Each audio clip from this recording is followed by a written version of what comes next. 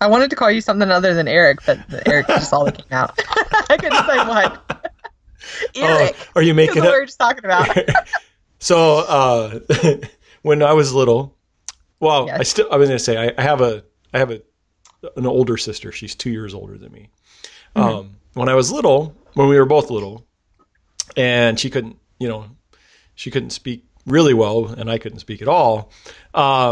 She used to call me Earwig. So there you go. I love that. Earwig is cute. Earwig. Oh my gosh. Earwig. So that was her name for me because that's how she pronounced my name when she was young. So anyway. Wow, that's funny. I called my little bit personal information there. Nobody is allowed to call me Earwig. I'm just saying. Somebody's going to call you Earwig. I know. It's going to be like all the comments are going to be Earwig. So. So hey. Oh, you what? Well, my brother called me Sissy. Oh, up until he was like, yeah, I think he stopped. He stopped when he went off to college. Gotcha. So he called me Sissy for a really long time. And oddly enough, I really hated it that it went away. Yeah. Like, I don't know what it is, but it's like that it really, I felt like a very dramatic stop in life when I was like, oh my gosh, I'm still Sissy. Yes, I am. You can call me Sissy until you're 100. I don't care. I love it.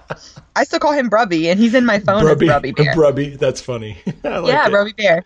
And he'll always be Brubby Bear, so I guess it's just a boy thing. Maybe he grew out of it. Yeah, maybe.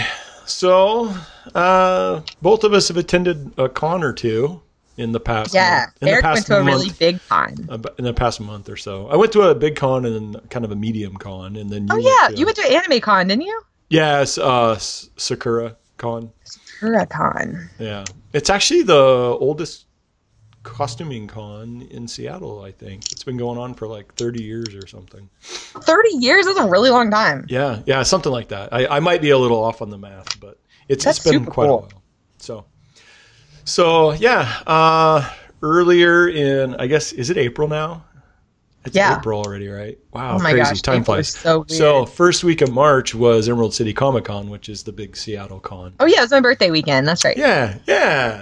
And it was a different for me this year because it's the first time in 7 years that I didn't have my whole family there. So that is so weird. I know. So you've been going with your family to a con. So you went 6 years in a row? Yeah. Wow, that's really cool, actually. Yeah. You guys should have made arm patches or something. Like we should have, year. Wow. Or shirts for every year or something. So has the tradition just died? I'm not sure what the plan is. I think it's just my oldest daughter. She's 21 now, and she's just been really busy with school. Randy's freaking one. Yeah, I know. I just dated myself. Like half of our listeners are like, he's as old as my dad. That's okay. You are a really cool dad, and I'd be lucky to have you as a dad. I appreciate that. So the family, she's outgrowing it, maybe, or busy. Well, I don't even know if it's outgrowing. It's just she's just been really busy, and she really takes it all very like intense, and she can't hardcore. She can't like chill, And like she doesn't want to go to a con unless she's got a really cool new costume. Yeah, pretty much. Yeah. I feel that. Yeah. And she just knew she wasn't going to have time, and I think just overall as a family, it's like if for the past 5 years, it's been, pretty much con crunch for, 3 months. You guys have done themed groups and stuff. Well, yeah, we did a group once. We've done like couples. We've only done one group. That was the Mad Max Fury Road group. But anyway, that con season for Emerald City has always been like a really, really, really busy time of the year for us. I usually start building right after Christmas. Emerald City used to be at the end of March. They changed it to the beginning of March, and that cuts like a month of build time out if you're that's a lot. Unless you're starting, it's really, for me, it's hard to do anything around Christmas time. So it was always like, January 1st, I start building stuff for Emerald City that year. But after just like 5 years of that intense, you're building 3 costumes at once kind of thing. Huh. And for the most part, up until this past year, I've pretty much done all the building, because of school and everything. My kids are usually a little too busy, and in all reality, it's faster if I just build it instead of, that's hard. I mean, people are always like, oh, you do as a family, do your kids build stuff? And he's like, well, they do, they sand. I mean, you give them what you can. Yeah. They do things here and there, but But most of the time, it's usually just there's too much stuff to do and not enough time. It takes longer to instruct somebody to learn how to build something than it does just to build it yourself. So for most of the years, I've built, if there's armor involved, I've built the armor. If there's props involved, I've built the props. But my kids still have a great time at the con and everything. So yeah, so it was different stuff for them. So it was different this year, and I didn't really even have any plans to do any new costumes. Although that changed because I built the blade. Why are you laughing? Why are you laughing? I'm laughing because you're just like, I'm gonna build this awesome jacket. I was like, have you ever sewn? Well, no, not really. Is there anybody in your house that can help you sew? No, not really. Well, like, in the past, my mother-in-law has done all the sewing for us, and she's amazing. Yeah. But I love that you dove in. You are fearless, man. You really are. Oh, well, thanks. It was because I remember like early in the morning messages. You're like, this is how far I've gotten on this. I was like, oh wow, he is still at this. Yeah. So I built the Blade Runner blaster, and that was actually for a contest. So I was trying to get that done in time to enter this contest. I ended up not getting it done in time. And finishing the blaster like a couple weeks later than the contest deadline. But that gave you time to like do the lights, and didn't you add some lights and stuff to it? Yeah, I added lights, and the blaster it's from Blade Runner. It's the new version from the new movie that Officer K carries, but I painted it like the old version that Deckard from the first movie carries, kind of a little mashup thing. Anyway, I liked it so much, and it kind of had been in the back of my mind that I'd maybe do a costume because of that blaster. But then that's really cool to build a costume because you like a prop so much. Yeah. Well, I love the movie so much, and then everybody's like, how do you pick costumes? Well, in the past, I've always just picked costumes based on what my daughters want to do, for the most part. Oh, right. So this year, so Sergeant Calhoun is based on something your daughter wanted to do? No, that was based on something my wife suggested. So. Wow, people! I love Wreck-It Ralph. So don't get me wrong. It wasn't like, oh, I don't want to do that. But Calhoun came about because I was like, hey, I've never really seen a really good version of Calhoun. I mean, I've seen several people do it, and they're pretty good. But I was like, I know I can nail this armor, And wow, your honesty is so refreshing. I like it. Because you're such a humble guy. It's nice to hear you. Well, I mean, it's just that's how it came about. It's like, I know I can nail this armor. I asked my wife, I'm like, do you want to do this with me? I'll be Felix. You can be Calhoun. And I'm going to make this awesome set of armor for her. And she's like, no, I have no interest in wearing armor whatsoever. Oh my gosh, that's funny. Wow. But then she said, how about this?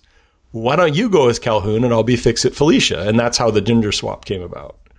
So that's cute. I like that a lot. Yeah. And it was just as simple as that. It was like, I wanted to build armor. She didn't want to wear it. So the next natural thing was, and it actually kind of works out because of our height difference. Because she's 5'1", I'm 6'1", it kind of works with the characters a little bit. So that's how that came about. And yeah, generally all of the costumes I've usually ever done have all been because, the first time I ever cosplayed was with Yzma and Kronk. And that was because my daughter said, hey, I want to be Yzma. Will you be Kronk with me? What is that? I don't know what that is. Yzma and Kronk from Emperor's New Groove. Oh yeah, I know what Emperor's New Groove is, but I'm bad at character. Basically the bad lady, the really old saggy bad lady that's voiced by Eartha Kitt, and her henchman Kronk, who's kind of a dunderhead kind of thing. And that was really wow, imagine so if your daughters had started cosplaying even earlier, like you probably could have ended up having to be like a whole bunch of Disney characters. Yeah, like, true. If they started when they did, because if they started too early, you'd have been like every Disney prince, every probably Disney villain. You'd have like this huge repertoire of like Disney characters. They weren't super into Disney. Really? Not like I was freakishly into Disney. I mean, she'd probably kill me if she knew I was saying this, but my oldest had a total Cinderella complex when she was really little. Right? Ooh, I love that. That's so cute. And actually, now that I think about it, one year for Halloween, my mother-in-law made her like a legit Cinderella dress, cosplay quality, just for Halloween. And she pretty much for the year after that Halloween, she wore that dress every chance she got. So yeah. My grandmother made me a pink princess dress, like not like loosely based on just all, princesses in general. And I used to wear it so much and got it all over the yard. And like, I used to climb up in the boats, climb trees in it, in this princess dress. And like, it got really messed up, but it was all I wanted to wear. It was so fun. So that's really cool that she made her one. And kids get that way. Yeah. And, that's kind of cool because, years later, she has done most of the sewing and stuff for all of our, for at least my daughter's cosplay stuff, if not some of mine. Actually, the Kronk outfit, she made that whole, because we did the lab versions. They go down to the secret lab and they have that's really cool. Their white lab coats with the goggles. I've seen your pictures of that actually. Yeah, she made those awesome lab coats for us. That's freaking cool. She made lab coats. Yeah, and they're all tailored too. I mean, it's like she's amazing because when she does something, she does it right. If she makes if she does like a coat or a jacket, she'll line it and everything. It's like legit clothing. So, what's going on? What are you doing? Say hi to the podcast. He waved. That was Matt. It was Matt. Matt and I have similar haircuts.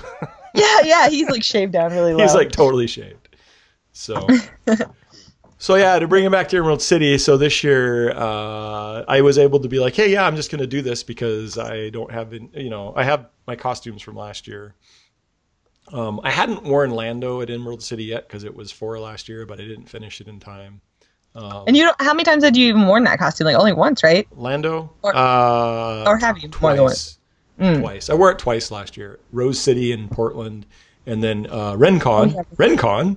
RenCon. RenCon, yeah, which we're both going to be guests at this year. We're going to be there, yeah. In September. Yeah. So, what were we talking about? Oh, Blade Runner. So you didn't. This is the first time. Yeah, Blade Runner. Oh gosh. Yeah. So I was just like, I might as well just do this costume. So, but really, legitimately, I had a week. Yeah. Before the con to really get serious about it. I mean, I had been thinking about it before, so I had, I had already had gotten the boots that he wears. So, yeah. And you looked up the jacket because this company that I think Bill bought a jacket from makes jackets. I looked up the jacket. I was like, okay, maybe I'm buy the jacket, but a really good replica of it's like $600. Gosh, yeah. I reached out to you. I reached out to a couple of my friends. Hey, I know, and I was like, if I had more time, people to I know that do. I didn't want to make you a bad. The worst thing you can do is make something that is too tight across the shoulders, and that's like the first mistake in a pattern. I get that, and I knew you wouldn't have time, and I knew all my friends that do really great material work. I knew that they wouldn't have time, but I asked anyway, just in case one of them was like, yeah, I got nothing to do for the next 3. I guess that was about 3 weeks before the con when I really started thinking about it. But it wasn't until about a week and a half before where I decided, okay, you're going to do it. I'm just going to do it. I'll just figure out a way. And then that's when I asked you about patterning. And then I realized, you know what? I'm just going to go to Goodwill and see what I can find. Yeah.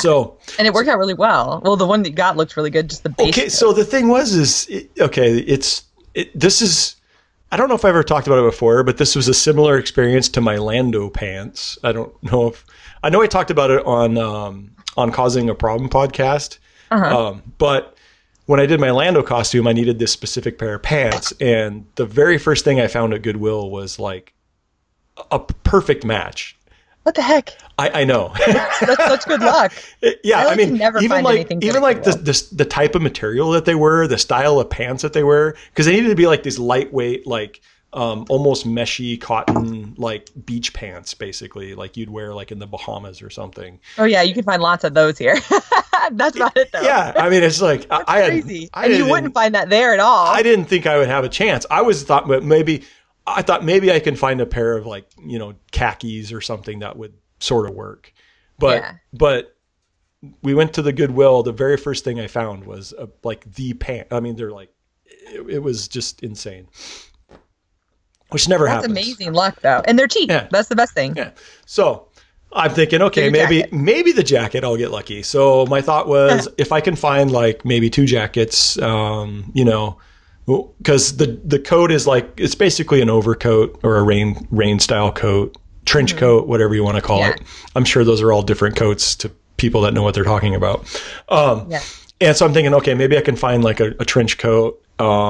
Even if it's a light color, I can paint it, because I had read in my research that the one they used in production, they painted anyway, because Ridley Scott didn't like the original color of it. So they just painted it, you know? So I'm like, okay, I could, you know, if I can't find the right color, and it's a dark green. Okay. Yeah, for whatever reason, you know, in the movie. And you had looked really hard into that, because a lot of people, not everybody thought it was green, you know, out there in the community. Well, and there was even speculations like that. It wasn't even, you know, what material it was. People originally thought it was made out of leather, but leather doesn't work in that world because there's no actual animals. Everything's a synthetic, you know? Yeah. And so it turns out that. Really? Yeah. All the animals are synthetic. Well, if you have a real animal, it's like super rare and very expensive.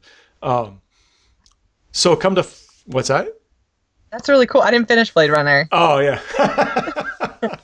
I've only watched like very little, but I started it like 3 different times. So something just kept happening. Yeah, that's one of the movies you have to have a long time and some slow burn. Yeah. But now that sounds really cool. I want to watch so that. in the research, to find out it's dark green and it's cotton. It's a waxed cotton, basically. Oh, wow, right? That's right. Waxed and it actually has that look. Once you say that out loud, that's exactly what it reminds me of. Yeah. Like a boater's jacket or something. Yeah, similar to like an oil duster or so, you know, those kind of Outback kind of jackets or whatever. Like the lighthouse guards would have a long time ago. Yeah, exactly. And because that's what they used to use before synthetic fabrics like Gore-Tex and stuff. They used to oil and wax cotton, and that was fairly waterproof.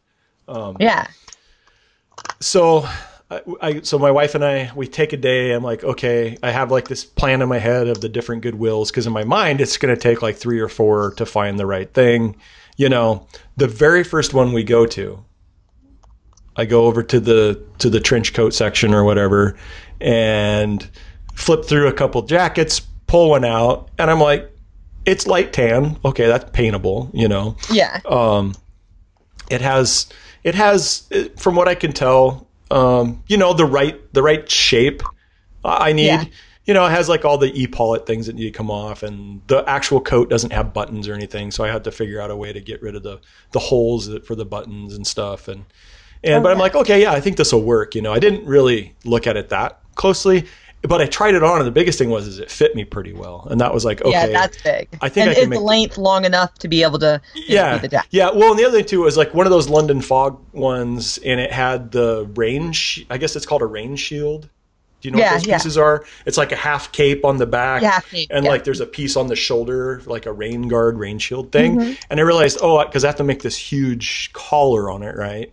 And I realized, I can use the extra material on the rain shield to make the collar out of. And that was like, okay. And it's already hemmed and everything, which is great. Yeah, and it's the right fabric. It's the same fabric, so I don't have to worry about matching fabrics and stuff. So I'm like, okay, that's cool. This should work, right? And then the other thing I need though is like this shirt. Is it called Sherpa? Or I don't know. It's like that fuzzy fur looking stuff. Oh yeah, right? Yeah. I don't know what that is called. Or shearling. That's the word I'm looking for. Shearling. Oh, okay. It's like shearling. Learn something new every day. Because the jacket in the movie has this shearling lined collar, basically, which is also something that was added after the fact, apparently, because again they didn't like the look of it, and he's like, add something else to it or whatever, and they add this shearling to the collar and the lapels. That's the word I'm looking for. Lapel. There you go. That's what it is. Yeah. And so I'm standing there, and I just grab this one jacket, right? And it's basically all shearling, the whole jacket. Oh wow. Yeah. And I'm like, because I'm telling my wife, okay, this is what we need. I need something like this, and I just grab it to show her an example, and I hold it up to her, and then I grab I have my phone in my hand with the reference photo, and I look, and I set it next to the one in my hand, and I'm like, she's like, you mean exactly like that? Was like, that's like such good motivation to like follow through with it when everything works out like that. I mean, it was just like, I just randomly grabbed it. I'm like, here, it's sort of like this. And it was like almost, the pile was a little shorter. Other than that, it was like, I don't know how we could find anything closer. And so literally in like 5 minutes, we find the donor coats. And I'm like, okay, maybe this will work, because I was expecting like a full day of like, you know, arduously going to different, like 4 different Goodwills and or Value Villages just to find the right donors for it. So donors, I like that. That's a great name for it. Well, that's what they are. They're donor coats. So then it was like, okay, I think these will work, you know? So next day, get home, start working on it. I get it all torn apart. Because I had to change the shape of the lapels. I had to make a new collar. I had to cut the lapels down so that it would cut off the buttonholes that were already there, and just kind of reshape the whole front of it. Yeah. So I get it all torn apart and ready to go, and it's all laying out on the table. And then I just get like this totally overwhelmed, like I don't think I can do this. I understand that feeling. and my wife looks at me. My wife looks at me and she's like, "What's the matter?" And I'm like, I can't do this. I have no idea what I'm doing. And she's like, it's the putting back together of it that's so tricky. Yeah, and she's like, "Well, okay. I mean, it's up to you. I mean, it's the con's in like 4 days or whatever. You don't have to do this. You know, you have other costumes." I'm like, yeah, I know, but I'm really disappointed because I really like that gun, and I just think it's a cool costume, and I love the movie, and then I just gave up. I was just like, yeah, I'm done. I can't do this. It's just not going to happen. And I was working not in my workshop, but on our dining room table because it has 4 leaves. So you can you can spread it way out, you know, and lay, because it's a big long coat and you need to be able to lay stuff out and all that. So I just gave up. I just sat down, and that was like halfway into the afternoon. And I think I just spent the rest of the evening watching TV with her. But all that stuff's still sitting there yelling at me, right? Right now it is? No. As I gave up, it's like, I was like, wait, did you take it back apart? No, because the sewing machine was sitting there, you know, on the day that I gave up, and everything's laid out and everything's all torn up, and it's this big mess because all your workspace always is a big mess, and I was just like, nope, I'm not going to do it. And so we sat there watching TV, but I kept looking at it, right? And it kept looking at it over there. Yes, and it kept bothering me, and it's just like, I know how that feels, man. I have that in my living room right now with sewing It's sewing projects because it's all cut out, and you're like, sewing. Do I want to dive in? Yeah, and so I don't know, probably about 4 hours into it of quitting. Of TV bit of quitting. 4 hours into being a quitter. It just gnawed at me so much. I'm like, you know what? I'm just going to freaking figure this out. And so what got me going was like, okay. And I've done this with other projects before, and maybe it'll help other people. Is I stopped looking at everything and just focused on one thing. Yeah. And it was like, okay, the coat has this big, huge wraparound collar. I needed to make that whole thing from scratch, the whole collar section, right? And I was like, okay, this is one piece. You know, you can make this one piece. It's not that hard. You just got to be able to pattern it out and figure. And so it's just like yourself from thinking of exactly just it's that small goal thing, right? Yeah. So have that one small goal. You know, take the time, see if you can make this one thing, and then go to the next thing, and then go to the next thing, and not look at the overall whole overwhelming thing. And so within a couple hours, I had a mock pattern. And the other thing that surprised me was I thought it was going to be really like difficult to get the shape of the collar right, and to get, you know, and it actually was easier than I thought it would be. Well, that's good. Yeah, which surprised me. That part of it was way easier than I thought it would be. And really within my first pattern, I altered the pattern twice, sewed up a mock version of it, pinned it to the coat, threw the coat on, stood in front of the mirror, looked at it, flipped it up and down a couple of times, and was like, okay, this is what I need. And then so that first day, the end of that first day, I had a pattern ready to go. I knew what it needed to be, and then it was like, next day you can just make this collar, you know. Yeah. And then you know it's going to work. Yeah. And then from then on, I just kind of pushed through each section like I would build something else. It's just with fabric. And eventually that's the thing. It's the same skill set. It's just the finesse part that comes with sewing that you have to add to it. It is. And but you can make it work. Yeah. And I made it work. And again, I'm not the best at sewing or tailoring, but it's like, and we've said this before, like you just said, it's a similar skill set.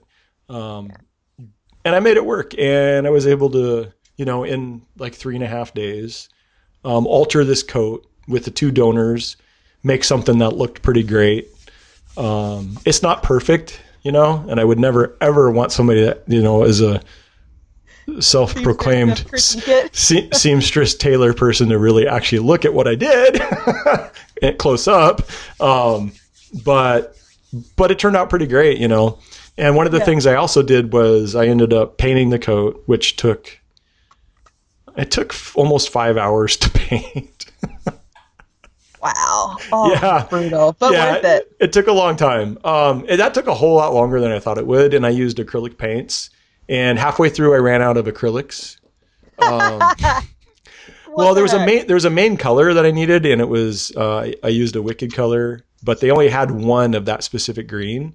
At Hobby Lobby, and I bought the one, and I just mixed a bunch of other paints with it, thinking that I must have mixed about, I don't know, 4 or 5 ounces of paint, thinking that would be enough, and that was enough to coat it like 1.5 times. I ended up having to coat it 4 times. Yeah. Because for whatever reason, painting fabric, it's like getting it to it like flashes or something because of the way the fabric is laid or something in the weave or whatever. And you can hit it going one way and then look at it from a different angle, and it's not even covered the other way. I don't know. It's just weird. I haven't really ever, I've painted a few things before that were fabric, but never anything that large.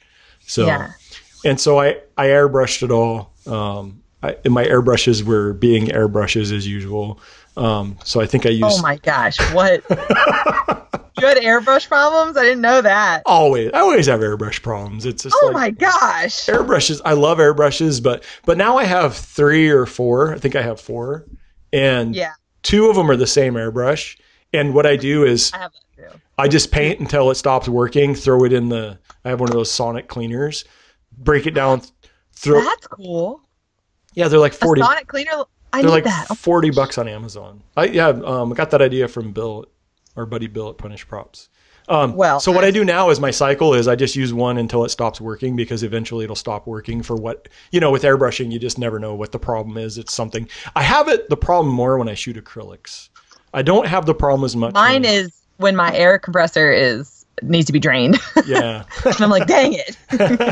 I can tell it's not coming out well. And I'm like, oh, come on, I'll clean the airbrush. I'm like, it's just the airbrush. And then I know it's the compressor, and I hate that. And so what I'll do is I'll just use it, and then if it stops working, I'll just break it down, throw it in the sonic cleaner, grab the other airbrush, and keep airbrushing. And then when that one stops working, pull the other one out of the sonic cleaner, assemble it back together, assemble it back together, start painting while the other one's clean. You just swap them in and out while in the cleaner. I love that. So I'm definitely doing that. Yeah. Yeah. That's a trick I learned a while back, because I just got tired. Because if you don't do that, you spend all your time cleaning your freaking airbrush and not painting anything.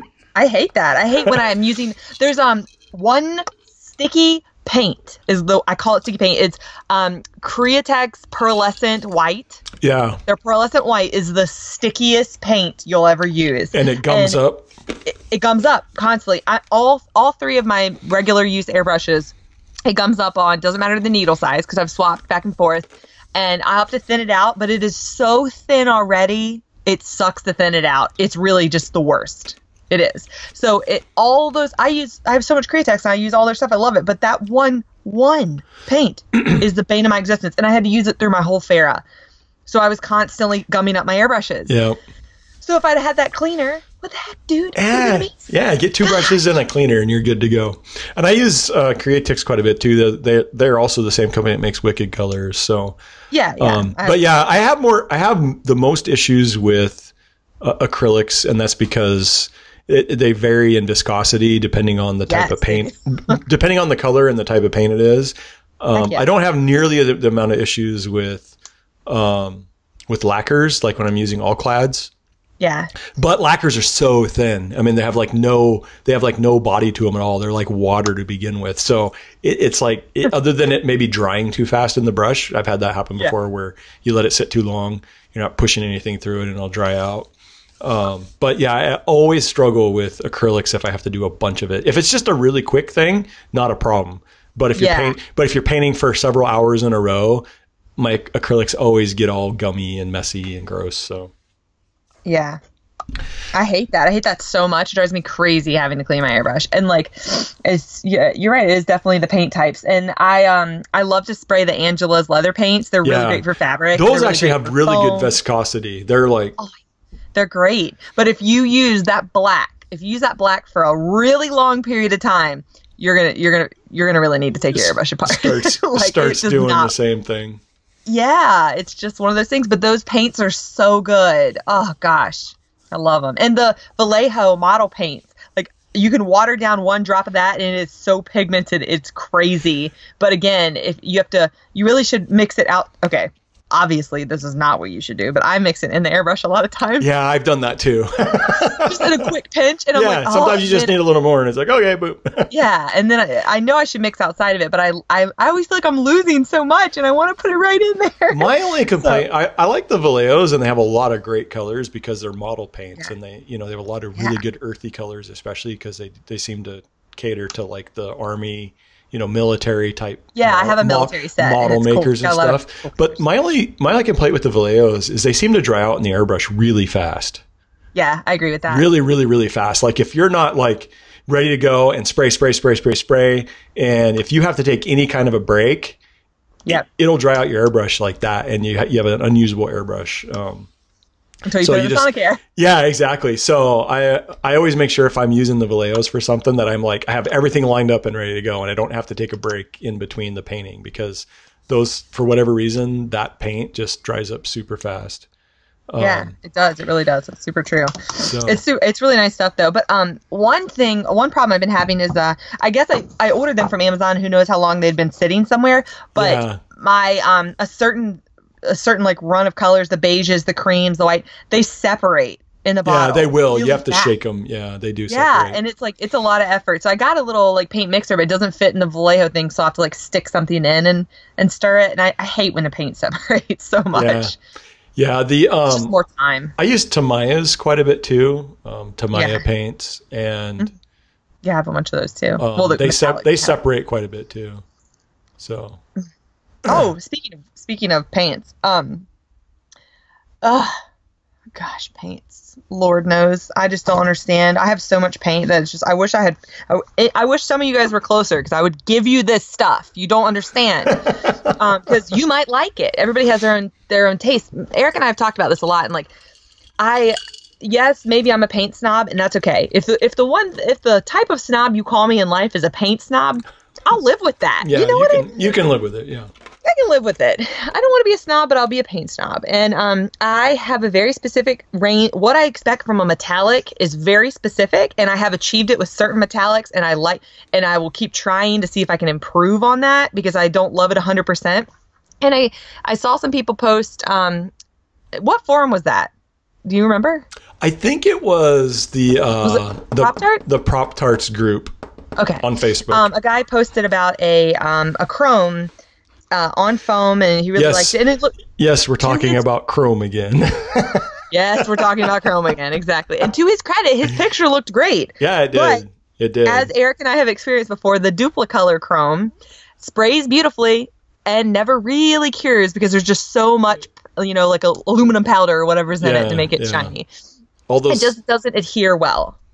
And this stuff, I've ordered it along with 2 other types of chrome, because they're all these fancy brands I'd never heard of on this fancy spray paint shop site. And I also ordered 3 kinds of Montana paint, because everybody talks about Montana spray paint. All 6 of these cans are spray paint. The one that he got, I guess, I don't know if it's the climate, but I sprayed on a warm day and it wasn't rainy, and it just didn't come out smooth, which bothered me. It had a really bad spray pattern. It sprayed very heavy, heavier than the Duplicolor sprays, which is crazy. It has cured better than the Duplicolor, but it is so thick. Yeah. It took all the smoothness off of my piece. Y'all, piece was smooth. My piece has like pooling where it was hanging. And I tried to do light sprays. I mean, I held it back really far even. But if you spray too far back, you get like what looks like salt flats. Yeah, because it's like, well, that's because you have because of parts of it are drying before it hits your. Yeah, so you have to find that's what causes that. Yeah. Yeah. So once I found the right spray distance, it looked good, but it pulled, and I would try to just do a little bit, and I tested it on 2 different pieces and a piece of PVC pipe because that's already smooth, and it's just, I hate to say it, but for all the effort I had to put into that and how thick it went on, All Clad and Spastics are just as good. Yeah. It's almost like the exact same as the All Clad and Spastic. So it's like, why? What's the difference? Yeah, and the benefit of All Clad is it dries really quick. Yeah, and it's thin. That's the thing. It's thin, and I don't want it to look thick. And then I got matte gold from Montana, and it's an okay gold. And then I got this other gold, like a shiny metallic gold, I guess is what it's called, from Montana. And I will say, very beautiful gold. Hit it with an acrylic sealer, and it's bronze. Not the same color. Changed. Weird. So the sealer changed heavily. Huh. Yeah. I mean, because obviously a lot of sealers will knock down the shine of metallic, but. And it didn't do that. It amped up the shine, but it changed. Hue. Weird. Huh. I'll have to take a picture because they're downstairs, and it's my Zenyatta orb. And so I went back and resprayed with the matte gold because the color looked good. I actually had like 5 pieces all on like things outside drying, just trying to see like, wait a minute. Yeah. I need this yellow, but when I spray it with a sealer, it's doing this. It's doing this. It's becoming this, and then you want to switch things back around or whatever. So the hunt for the Holy Grail gold, that I will say the Montana has this beautiful metallic in it. The flakes look really good. Really nice. But so far, my favorite is my blend with the Testers Aztec Gold, Smooth On's pigment, this other powder pigment I got online, and then Createx's pearlescent yellow. Oh, really? I like to mix because. Yeah. But here's the thing: is you have to like that shade of gold. Not everybody likes that shade. Yeah. Is it kind of brassy, or is it more? It's yellow, golden is what I would call it. More golden. It's like Disney yellow. Disney yellow. You know what I mean? Because I really like the pale gold, the All Clad pale gold. Mm-hmm. For me, that's like it's just a nice gold to me.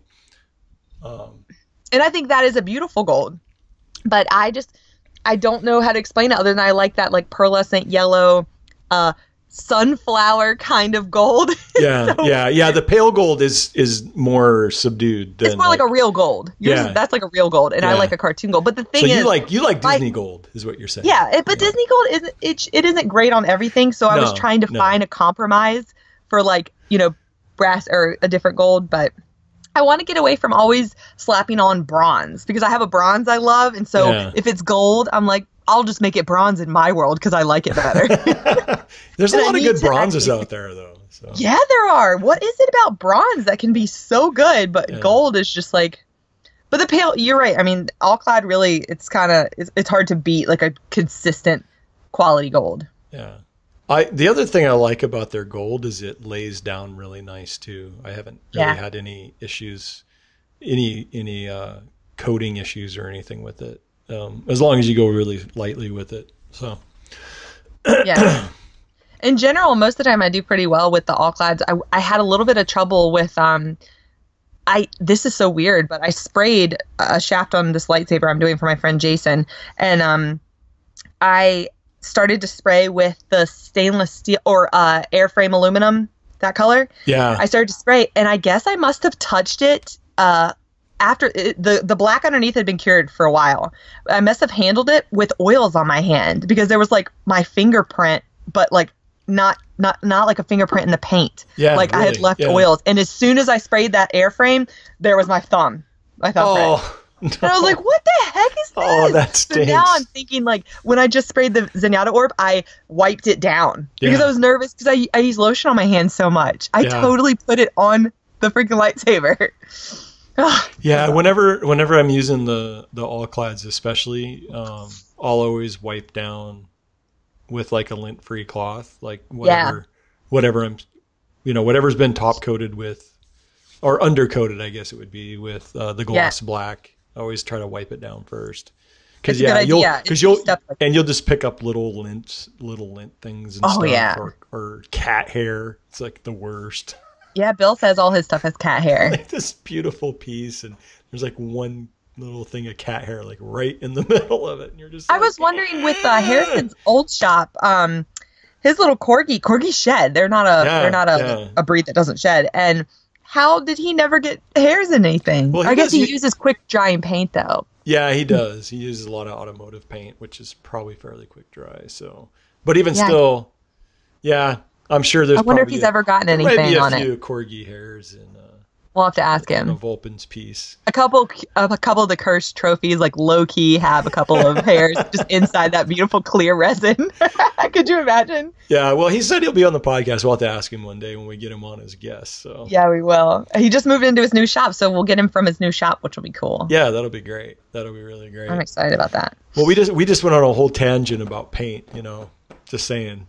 I know. Well, I'm sorry. That always happens. I know. It just does. It's just okay. One of those things. That's chill. We don't have any agendas. We were just talking about cons a little bit. So yeah. Well, PAX East. Speaking of PAX East, which we weren't. Yeah. Just a fun fact. They are remastering Spyro the Dragon. I just found my Spyros on my PlayStation. Did you ever play that game? I didn't, but my daughters were like super into it. Your daughters? Yeah, they were super. I was really excited. They had every Spyro game. So even though was it like the third or fourth one that was like really, really bad or something? They even had that one. I have them all, but I just loved them all. Yeah. But the graphics are really subpar on them now. Like when I look back, it's like, oh gosh. Yeah. PAX East looked really cool. There was a bunch of stuff, and the Payload Tour was there. The Overwatch Payload Tour. Yeah, and our friend Jordan from Henchman Props. They had 4 characters there? Yeah, they did. They had Blackwatch McCree. They had Brigitte, the new character. Yeah, which I love, and the limited edition pin. That every Payload Tour is going to have a limited edition pin, and Brigitte was the one at PAX, and I was like spamming the internet. Like I know. Did somebody find one for you? Did somebody get one for you? Steel Barrel Cosplay. Oh, what up, Mike and Ashley? I just love them so much. I was like, oh gosh. So I'm going to send them a really special little gift that I'm really excited about. It's going to be a little surprise. So love Mike and Ashley. Me too. I was so happy that I couldn't believe it. I was like, oh my gosh, are you kidding me? Like I want to collect one of the pins. I might be going to Anime Expo. And if I'm going to that one, then I'll try to pick up an extra one. And maybe we could do like a pin exchange along the way of all my friends that maybe go to different places. Did you get the now we're really going off topic. Did you get your pen that I sent you? Oh, yes. Okay. I took a picture of it. Did I not send you the picture? No, I keep forgetting to ask you if you got it. Oh my gosh. I have this thing where I'll halfway through a thought and not. That I've had for like 6 months. Yes, I got my pen. And speaking of pens, I mailed Sanet a pen. And I have my Wagner pen too. I actually wore this the last time we were podcasting, but I don't think you could see it. I usually have one on my collar. I had one right. I had it like right here, but I would have said something. I can't believe I missed it. In the last episode we had, so I forgot to mention it. I mailed one to Sanet, and the package was open, and the New Zealand mail included a letter, and all I got through was the sticker. The pen fell out. I guess it looked like it had been like gashed. I don't know what happened, so I'm gonna wrap it up really tight and mail him another one. So that's crazy. Somebody stole his Wagner. I left the sticker. Like, what a rude person. Oh gosh, sorry. Smack the table. That's too funny. Yeah, I know. So yeah, it's I love the little enamel pins, and I'm really excited because BlizzCon got announced, and I can't wait. I love BlizzCon so much. I am looking forward to it as well. Yeah, it's gonna be really fun. Are you gonna make a new costume? I don't know, because you've already done the dwarf look. You just get Warren to do it again, and you go as Martin Bronzebeard. Oh, well, if I could get Warren to come over and do my makeup again, I'll do a costume for it. You would literally be the best I don't think that's, of dwarfs ever. I don't think that's going to happen. The new race. Think that's going to happen. That would be amazing, though. That would be awesome. That would be awesome. I want to do Martin Bronzebeard and have that beard. Yeah. So cool. I would totally do a costume if I had a professional makeup artist do all my makeup and stuff. That would be great. So, because I generally don't do that kind of stuff because I don't have any experience in it and I just don't enjoy doing it. So it takes a while, as you know. It's a whole nother skill set I have never learned, and I just don't want to take the time to learn it. That's how I feel about ZBrush. Yeah. Your makeup thing is my ZBrush. That's how I feel about any of the 3D programs. That's how I feel. I spent like 3.5 hours playing around with Blender, and just because I had it on I have it on this laptop, and I was like, oh, let me just play with this, see how this one is, and I was just so bored. I followed this guy's YouTube tutorial, and he did a great job. Yeah. But at the end, all I did was like work on this. I just learned all the tools. And I just thought, like, I don't know if this is for me. I don't know if I enjoy it. Yeah, that's whenever I've been messing around with Fusion 360 for 3D design, and it's the same thing. It's just like, yeah, I can do this, but I don't feel. I'd much rather, if I was going to work on my computer and do something creative, I'd rather make an intro in After Effects or edit a video in Premiere Pro or work on a photo in Photoshop. Other things that you find more fun to do. The 3D. It's somebody else's art. It's just not for me. But that's okay because we'll always just live together in a magical world. Yeah. If I could get a 3D artist to live at my house, I would totally take them up on that offer. Well, mine's busy right now, but she has finished projects for me. This month she did. I think she did 4 things for me this month. So that's a lot. That is a lot. That is a lot. Yeah, it's nice to have her just cranking stuff out when she can, but she's got some stuff going on right now. She's got like 4 guns to make and a whole bunch of like other random staff, 2 staffs, 4 guns, Patreon files. Yeah, she's like bunkered down in there. Yeah. So we talked a little bit about Emerald City, and I talked about on the last podcast, in case you haven't listened to it, for the people out there listening, I talked a little bit about my experience hanging out with Weta Workshop and being made up as a dwarf and all that cool stuff. So as an oversized dwarf. So yeah, 6 foot tall dwarf. Everybody's like, "Aren't you a little tall for a dwarf?" So I actually would all sizes. With all the people that wanted photos with me, I would just crouch, just squat down. My legs were just like toast. Oh my gosh, I bet they were. Holy moly, that's the cosplay workout right there. Yeah. Well, because the other thing too was in that, because I was at the Weta booth for probably like 2 hours, and in all the time I've cosplayed, and I've been at a lot of cons and done a lot of cosplaying, I've never had that many pictures taken of me. I mean, it's just like, it just was a non-stop stream of photos. I was doing a lot of squatting. It's fun to have photos of yourself when you don't really look like yourself. Yeah, it was cool. So that was probably the highlight of my Emerald City. My jacket, my coat turned out well. It was fun running around as Officer K. Not a lot of people knew who I was, but the people that knew me really loved it. They're like, "Wow, I haven't seen that costume yet." So that was cool. Overall, it was a good con. I had a good time. It was different being there without my family, but got to meet a lot of cool people. Got a lot of friend time. Yeah, I did. I got a lot of friend time. I would shout out to everybody that I was there with, but I will forget people. And thanks to everybody that was with Eric that you guys all sent me thank you to all my friends. Maker happy birthday photo. That was really sweet. Oh yeah, that's right. And I got Ted to sing you a song, which that was easy. Oh my gosh, that was so good. Dude, I love the Ted Happy Birthday song. I was like, should I make this my ringtone for the weekend? I had no idea. It was like, hey, let's shoot just shoot a really quick shout out to Jackie for her birthday. And so I'm like, okay, I'm recording. And he just busts out into song. And I'm just like, Ted actually can sing. I know. I was like, what is this? Ted is so surprising. He blows my mind all the time. Yeah. I just love him. The world needs more and more Ted. All the time, Ted. Yes. Yep. God, he's just such a magical creature. And that's Evil Ted Smith, if anybody's wondering who's this Ted guy, in case there's somebody listening that doesn't know who we're talking about. Yeah, he will change your life for the better. He'll make you smile. Hung out with him and SKS, our buddy Steve. Who else is? A lot of people were there. There was a lot of people there. Like all the cool Northwest makers were there. Yeah, and some people that I met James Wolfgar. I don't know if you know him or not. Wolfgar Props. He's from back east. He came out for Seattle. That was cool to have him there. People like Wildcard. He's from back east as well. There was a lot of people from all over the place. It was a good time. So I should have made a list of all the shout outs because I could shout out to like 30 people or whatever. I know, I always think about that. Yeah. But, that's how it goes. You just know, I know too many people.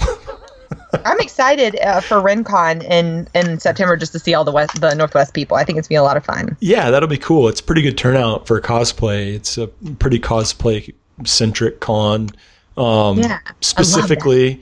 And so that's been pretty cool. So what about the con that you just did? That was... that was at Comicon. Was that Oak City. Last week or 2 weeks ago? Or I don't know. When was that? I can't remember. A couple weeks ago. 3 weeks ago.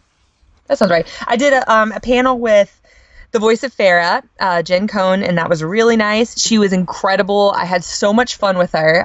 She's just such an interesting woman. She's done so many cool things. She's got character voices in Star Wars, Avatar. I mean, she's all over the place. Wow, I didn't realize she did that much voiceover stuff. Yeah, so many different things. She's really cool. And I just and her husband actually directed The Wrestler or a screenplay writer, sorry, not director, screenplay writer for The Wrestler and The Founder, that McDonald's movie with Michael. Really? Keaton, his name? Yeah, with Michael Keaton. Right. He's the guy that makes the screenplay. Yeah, for those movies. He's a writer. He's cool, and she had a cameo actually in The Wrestler when she was pregnant with their son. So I thought that was cute. And her son makes fun of her Farrah. He's like, justice reigns from above. and teases her. It's That's really funny. Like, you think he gets his parents are like, okay, cool. But, it's funny because it's his mom. Because they're still your parent. It's like, even if they're cool, it's like, it's still my dad or my mom or whatever. Yeah. And she's the voice of this really, of one of the bosses in Star Wars, The Old Republic. Oh, really? I didn't know that. What it is, but it's like a really scary voice that she does. I'll have to look it up, but she's just a really interesting woman. She's very cool. And then I did a cos professional panel that I put on my Patreon, actually. I'm pretty sure it's public. I've been trying to post public things on Patreon too, just to have a condensed feed of just stuff for supporters and just, I don't know. It's that way it's never filtered out. But I posted the panel there. My friend Hector moderated it for me. And I just kind of talked about I feel like I was very candid, maybe a little too candid. Like, I just kind of talked about the reality of trying to be, a or a professional in this industry, and how hard it is, and the boring, tedious work that you don't realize, and how your friends are your friends, and they love you and they'll support you, and you should support them, but you shouldn't ask.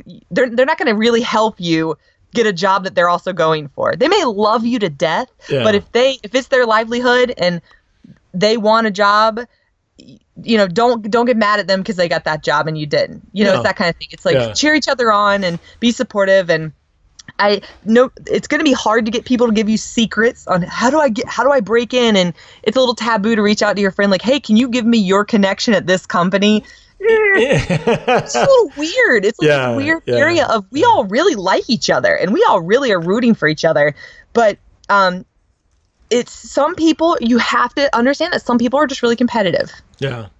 And that's the way it is. Like, I, when I got to do a postmortem with Blizzard and they were talking about ideas for this year, I had an idea that involved Bill Duran, and I looped him into an email and invited him right into my connection. And that's a scary thing to do. Like, here's my connection, take all my jobs. But it's not like that. No, you know what I mean? No. Because I knew that Bill had a specific idea of what he wanted to do. Yeah. And it wasn't what I wanted to do. And it didn't I wanted to help Bill out. Yeah. So just keep in mind that, not everybody's going to be super open to talking to you about how they do things, but some people are. And, Well, the other thing too is not everybody's always going to be as, fair as well. Like you may feel like you're being fair about something, but the turnaround may not be there depending on the person. So I haven't really encountered that too much with people that I've passed opportunities off to and stuff, Yeah. But not everybody plays by those same rules, and my rule has always been the more I help people, the more it helps me. Yeah, me too. And somewhere karmically in the world, life works out. Yeah, and I think makers like Bill and Ted, I love that. Me too. Those type of makers, they've always been upfront about the things they do, Yeah. About how they make stuff, about that kind of stuff, and not really like secretive. And I think their brand, or whatever you want to call it, is better off for it, because, you know, they have this reputation of being people that you can rely on, and people that, you know, aren't going to kind of screw you over. And just beware that there are people out there that will screw you over. You can't, you know. There are people that are willing to climb the ladder or use you as a stepping stone. That happens to all of us. It does, you know. And fortunately, I haven't run into that myself, but I know other people that have, you know. And it's like, I thought I could trust this person, they couldn't, you know. And so that's just like one of those things. If you're going for that, I don't know, more business side of this hobby, you know. I mean, for me, mine's it's still like a hobby. Little business, a little play. Yeah, like, for me, it's still a hobby. For you, it's like, you know, it's more business than me. Well, so you've got some NDA stuff this year that's pretty cool. So that'll come out much later on. Yeah, I did. It's like it's a little hobby business. Yeah. Well, ironically, this was the year I was gonna not do as much stuff, and then I just got an NDA. And you just get like one of the coolest things ever. And then I just get like an NDA project out of the left field that I was like, I am not passing that up. You just don't. When you guys find out way later what it is, you'll be like, I get it. Yeah. As much as, even my wife was like, you really shouldn't pass this up. I'm like, okay, as long as you're okay with it, because it was my kind of deal with her that I was going to back off a little bit and not do as much commission work. But, so no, I'm not. I don't have to make that deal with anyone, because I just started to get so like bogged down. I'm like, I'm never doing this again. Nope. Yeah. I'm just not gonna do it. that was kind of the thing, was for me too. It was like a dual thing. It was like, I'm backing off, and my wife will really appreciate this. And I didn't really even make a deal with her, but it was like in my head. I know what you mean. It's kind of like in my head there was a deal with her, you know. Yeah.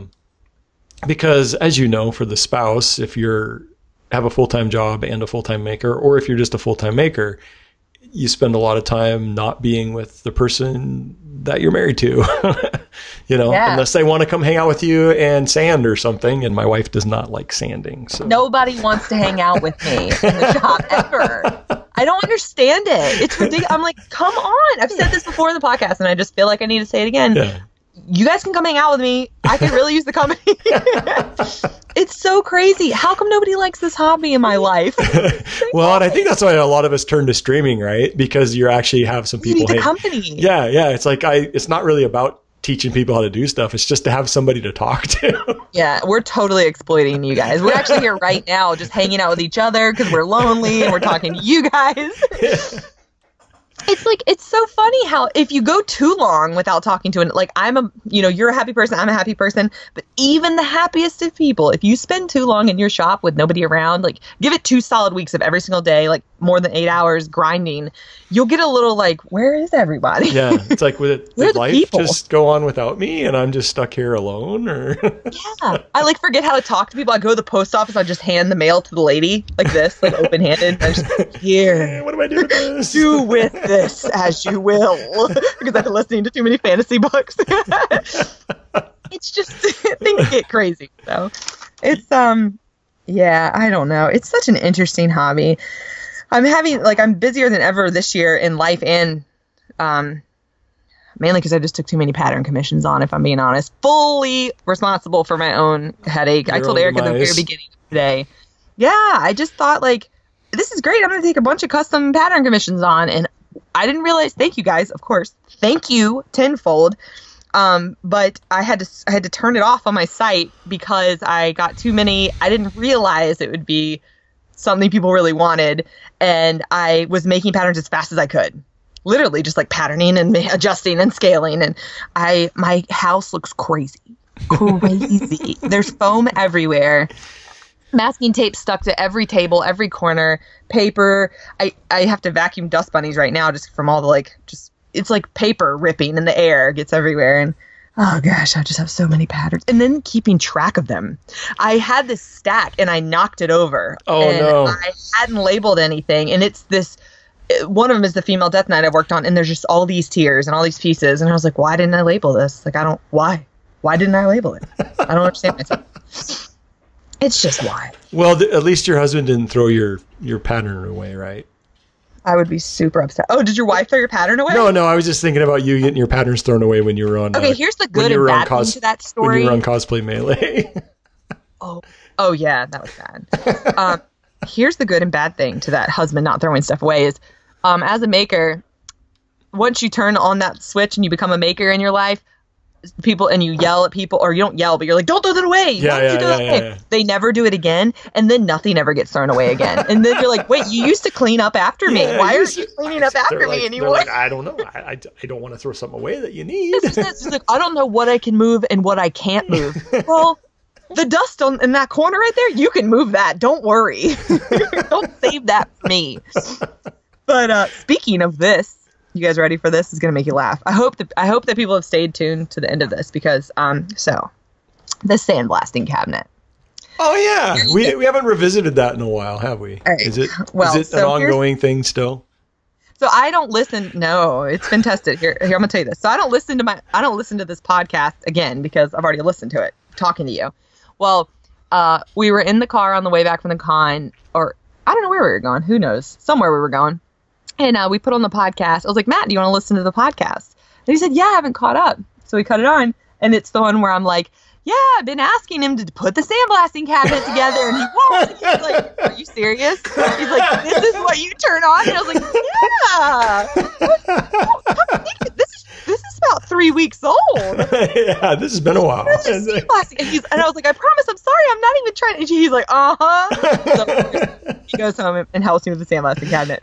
And it was just such a funny thing that I happened to put that podcast on. It was unintentional, but I guess. Well, yeah, because in all reality, we hardly ever even mention our spouses, right? Yeah, we don't. Exactly, and so it's like it happened in that moment, and he laughed, of course, and he helped me when we got home. And here's the thing about the Sandblasting Cabinet, guys. I'm very upset because. Okay, although it does work on the PLA, I will say ABS better for the Sandblasting Cabinet. ABS is easier to sand in general with sandpaper, just plain old sandpaper. I use grinding bits and stuff for my PLA, but it requires so much air. Oh. That's the one limitation. Yeah. I have a 10-gallon, really nice California air tool compressor, and I love my compressor, but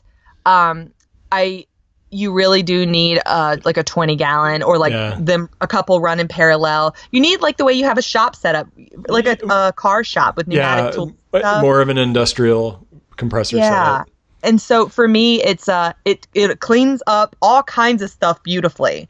But for plastic PLA, which is pretty hard, I have walnut shells, aluminum oxide, a really high grit, a really low grit, very coarse, just to try to just knock down. I really wanted to test it, and although the aluminum oxide works pretty well, it's good for like the finishing, but it doesn't knock down the layer, the striations very well. Large ones. Yeah. It will if you really have the PSI up high, and my compressor can't sustain that. So if you have a good compressor, you can do it. Yeah.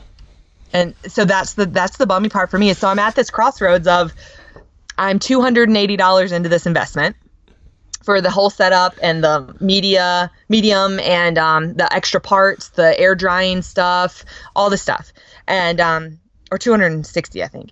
It's fine. It's an okay thing. It takes up a decent amount of space in the shop.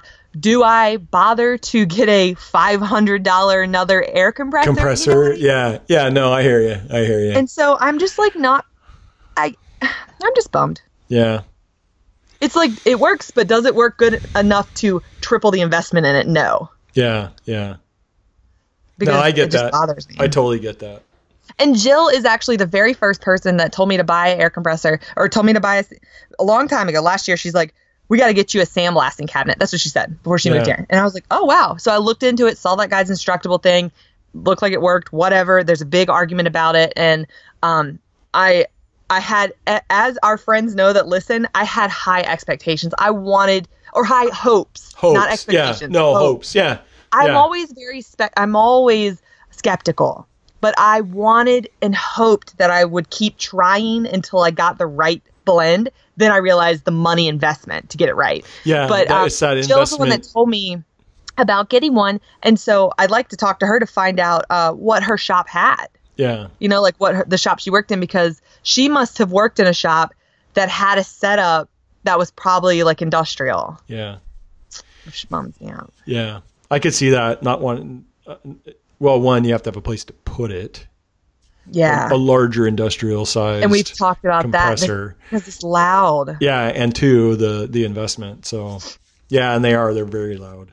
Like, really, if we wanted to 100% ensure this would work, we'd need like to invest like $800 in a really serious compressor. Yeah, I get that. Because what if I invest 500 and it's just not enough? You know, what if 20 gallons isn't enough? What if you would need like 50 gallons? Well, I mean, that's even more. But I would say whatever. It'd probably be better to invest in just a different type of printer that you don't have to sand as much, like an SLA printer or something. Oh, trust. I know. Immediately, I was like, well, here's what I could do. I could build an enclosure and exhaust out ABS, print with ABS. Yeah. And then it would sand better because the ABS does sand better. But I'm not printing with ABS in my house. My own reasons. I don't care. I'm not. Yeah. No, I got you. I wouldn't either. Yeah. Yeah. And so for me, it's like I can totally put the printers up here, exhaust out, and print with ABS. But I like to be able to check on them. I guess I could check. I don't know. Or I could get me a SLA printer. An SLA printer. Yeah. Because you think about it, if I invested the other $500, then I'm up to I'm getting close to $1,000. Yeah. And then it's what, $1,200 more for an SLA printer, and gosh. Yeah. You know? But then the resin's expensive, isn't it, for those? Yeah, but that's what you pass on to the client, so. You're right. Oh, man. It's so funny. That's part of the build cost. Yeah. Wow. Oh, and I could write it off, the tool investment for taxes. Yeah, you could. That's not a bad idea. Did you do your taxes yet? I know you guys are like, yay, taxes. Did you do yours? Yeah, I did mine. Taxes aren't very fun. I realized that you could take I haven't submitted it yet because I have to pay. So, but I've done them. Oh, wow. We got back, but we submitted ours. Yeah. But yours is different. You have kids and all that stuff. So, but I don't. That's why I have to pay. I don't get. Oh, you're right, because they're aged out, aren't they? My kids are too old. Yeah. 17. 17. It was when. Wait, it's 17. Not even to 18. Nope. Last year because she turned 18 now. This year I couldn't. Oh, you don't get the last 18 year. Okay, I see what you mean. Yeah. Yeah. Man, what a bummer. Last year was the last year I could use my youngest as, a write-off or whatever. So. That's brutal. That put me in the other way. Fortunately, it's not that much I have to pay, but still I have to pay. And so I've just been putting that off as long as possible. Oh, man, what a bummer. Yeah, like that would suck. That's a crazy situation. I found, Matt told me this yesterday, actually. Did you know that other countries pre-populate the taxes and you basically get a form and then you sign it? They mail you a form and you basically get to check it all over and then sign it. But in America, many years ago, or however many eons ago, they proposed that pre-populated kind of forms that we would just check and sign. Yeah. But companies like Liberty Tax and all those HR whatever, they hired a bunch of lobbyists to. I have heard that before. I didn't know where I heard that, but I had heard that was. Yeah. What an interesting thing. Yeah. Because it's taxes are really annoying for a lot of people. I have a lot of friends that are like stressing about taxes actively right now. Yeah. Yeah, I'm not really stressing about it other than I need to pay it. Well, because you're finished with it, so you're just paying. Yeah. It's the whole people. A lot of our friends, they're like, what do I do for my taxes? Because they have all these weird independent contractor jobs or 1099 jobs, and there is a lot to be said about sitting down with an accountant and really talking it through. Because we learned a lot about how you could actually like itemize a job. Yeah. You could still take a standard deduction and then itemize a job. And that's a fun thing to go through if you keep all your receipts, but it can work out in your advantage if you get hit with the hammer. If you really set up a system and you keep track of everything and you keep track of all your expenditures and all that, there's a lot of stuff for a job that you can write off, even if it's a 1099, even if it's like a 1099 situation or whatever. Yeah, the government rewards you for keeping good records. But you have to be very diligent about it. Yeah, you do, and it sucks. I've started 2018, and I'm really good because last year, although I did keep everything, I kept it in the way that like I kept it in my email. Yeah.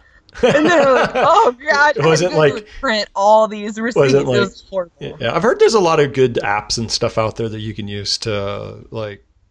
Well, we have QuickBooks now, but yeah, to where you can like basically put together a digital file of, your receipts and stuff like that, and keep it all into separate projects and things. So I haven't really looked into it because I don't have that many billable clients for myself. So, but if I was billing a lot of clients or whatever, I would definitely look into something like that. So yeah, cool. Anything else you want to talk about with cons? Not taxes. Maker Faire. I don't know when we'll record next, but we'll record before then. I'm going to the Maker Faire later on. Oh, actually, I do need to bring this up because if you listen to this when it comes out, if you do want to enter the first annual prop contest for the Bay Area Maker Faire, the deadline to enter is May 6th. Even though the Maker Faire isn't until May 18th, the actual deadline to enter online is May 6th. Do you have to be present at Maker Faire to be eligible? Do you know? See, it says like I don't know what they're still writing the rules on there. Yeah. I saw it was like actively being populated, so I'm not sure what the whole rules are. I'm guessing it has to be somebody that's the West, but because it said bringing them, but I'm sure it's not bringing them to the convention. Yeah. But who knows? Who knows? But if you are West Coast and you're in that area and you want to enter, you're gonna get a chance to be featured in Make Magazine. And which is cool to have like a print where you're interviewed. Yeah, it makes a pretty big magazine too. It is a big magazine. We've had Make Magazine on like our iPad thing or whatever for a while. I think it's really cool to have just like a physical documentation of that you're a cool prop maker. I love that. I want that prize. Gosh, can I it's judge? It's pretty cool. I've actually been there's a local magazine called Seattle Magazine. And I've actually been in there a couple times for costuming stuff, which is pretty cool. So I've never been in anything local, and the newspaper's like right down the road, and Mr. Meekins is like really good friends with my grandpa, and what the heck, how come nobody's put me in the newspaper? But it's cool to have your stuff like documented in like a publication. Yeah, your family thinks you're way cooler when you have it documented. I don't know why, but there's something about when it's digital, they're like, ooh, it could be the New York Times.com. Yeah. But when we show something in print, they're like, oh wow, that's amazing, like, you're famous. I know, it's crazy. It's so like, crazy how when it goes to print. And see, that's the thing is I should just print stuff out from the website. Yeah. Laminate it and put it in a nice little binder. I'll never know the difference. But yeah, and then there's going to be the people that sponsor the event are going to include some prizes and stuff too. So that's all going to be on there. Yeah, and there's some pretty cool sponsors too, right? Yeah, Nintendo is the primary sponsor because of their Switch Maker DIY lab thing. Their and lab thing. A lot of printing companies, Dremel, like woodworking stuff. There's all kinds of sponsors. And your co-judges are Bill from Punish Props and Bill Durant, Punish Props. Yeah, and Steven from Solo Roboto. Solo Roboto. Did you see his fancy crown at the C2E2? Yeah, yeah. That's just such a pretty crown. Yeah. Well, it's that crazy real gold. That real plated gold is just like. That's the gold. That's don't you Disney just want to take actually. everything you've ever made and just make another copy of it and go, here, have this plated for me. I don't care what it is, just plate it. Yes, I do. I really do. It's so beautiful. I said something to Janet about chrome plating something, and they have their own setup like at Weta for chrome plating. Yeah. I was like, must be nice. He could just take all kinds of stuff. Here's my old mouse. Here's my rotary tool. Could you plate this? Can you throw this in there while you're at it? Hanging. Well, stuff actually has to be specifically prepared for that, but I know. I'm just being silly. That's awesome. So you have that. When is that's April? May 18th. So it's over a month. Wait, what? May. A month and 8 days. I think May is our anniversary for Crafting Geek. Really? I think so. Wow. Yeah, it's been almost a year. Oh my goodness gracious, that's pretty cute. So and then 1 month after our anniversary, our podcast anniversary, we're going to Germany. I know. I can't wait for Germany. That's going to be a blast. We're going to have so much fun in Germany. We're going to eat a lot of sausage and potatoes, I think. Oh, I don't know if I can handle the sausage. I don't either. Like everybody that I've talked to, they're like, certain vegetables are seasonal, obviously, and like it's not like it is here. Like, I don't know. We'll see. We'll see. But we should think about doing like a special like live stream. Well, I think I have a whole bunch of like travelable filming equipment. No, I mean for our anniversary. Oh, yeah. Oh, dude, we should definitely do a live stream. Yeah, we should do like a 1-year anniversary live stream or something and just have people pop in. And I don't know. We should plan something. I think that's a great idea. Like Frank does on what's his podcast? Creature Cat? Or Creature Cast. No, that's the stuff. I know. Wrong with Creature Geek. Creature Geek. Creature Geek. I want to call it Creature Cast. Sorry, Frank. He does it with the live stream on Twitch. Yeah. Maybe we'll have to do a thing. Maybe we'll do like a simulcast or something. I don't know. We'll figure it out. Yeah, we'll figure it out. All right, cool. Okay. Well. All right, cool. Bye. I don't know. I want to mention Foam Armor Club before we go. See my shirt? Yes. Oh. Death by Con Crunch. And I wore mine from Foam Armor Club on the my live stream I did on Friday. You wore it on your live stream on Friday. Yeah. Yeah, for 4 solid hours I streamed. I didn't even realize how long I'd been streaming. So shout out to the cool gal people over at Foam Armor Club. Yes. They've got a really cool con handler t-shirt too. So if your favorite somebody is, helping carry your stuff, you should get them a t-shirt. At least, at the very least. And feed them and water them. They just have some really cool, you can find them on Instagram, Foam Armor Club. They have some really cool, just kind of cosplay maker-oriented shirts and hats and stuff that are really fun. I really love this Death by Con Crunch one, though. So. It's a nice quality t-shirt, too. I really like this. Yeah. Very comfortable. Shirt. Very comfortable. Super soft. My wife said, ooh, when I came out wearing it. She's like, ooh. So... I was like, ooh. Well, I like it because I don't know if you can tell this. This is Sanet's shirt, and Sanet's shirt is this is a really good quality shirt too, by the way. Like I think it's an expensive shirt. But the Foam Armor Club, I like the ones that are like really tighter on my neck, and that one is. Yeah. These have they have that nice neck. Yeah.